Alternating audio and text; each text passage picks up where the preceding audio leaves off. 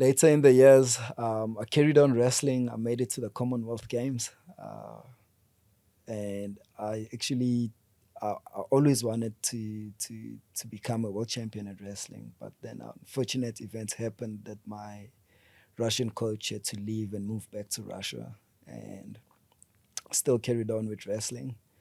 And uh, then I knew I was getting too old, or I was getting old, so I needed to either make a living out of wrestling or find another way to make a living.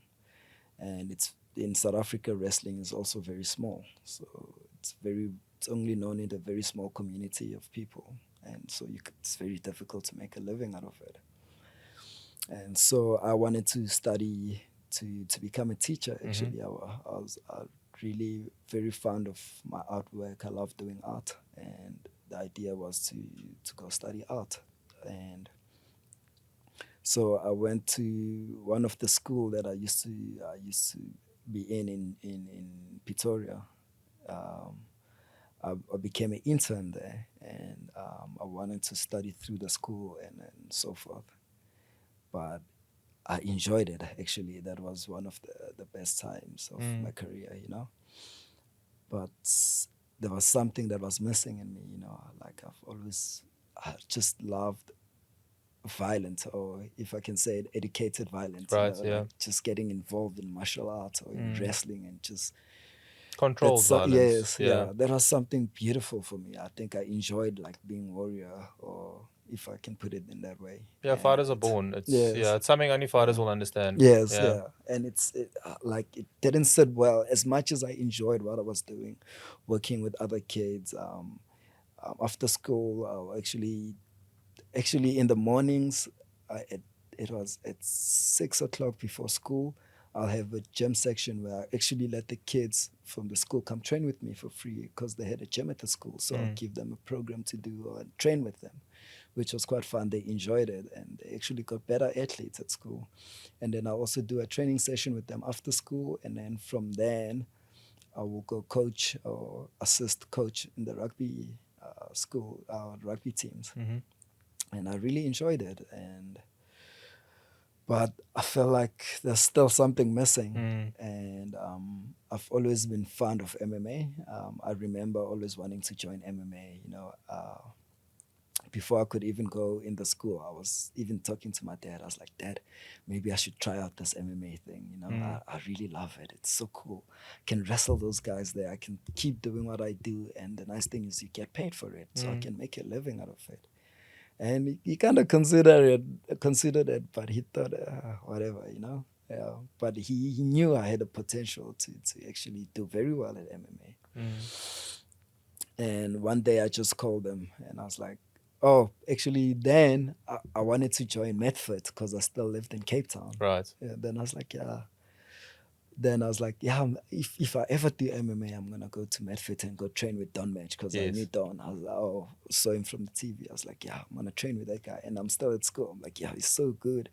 Muay Thai fighter and all that. He's amazing, you know. And once I moved to Joburg, You couldn't. yeah. So I was teaching and I couldn't. I just loved I was already doing something else with my life. And one day I just decided, no, I'm gonna just message the guys from Fight Fit or Richie Kwan, Yep. Coach Kwan at that time, or Fight Fit at that time. And I called my dad.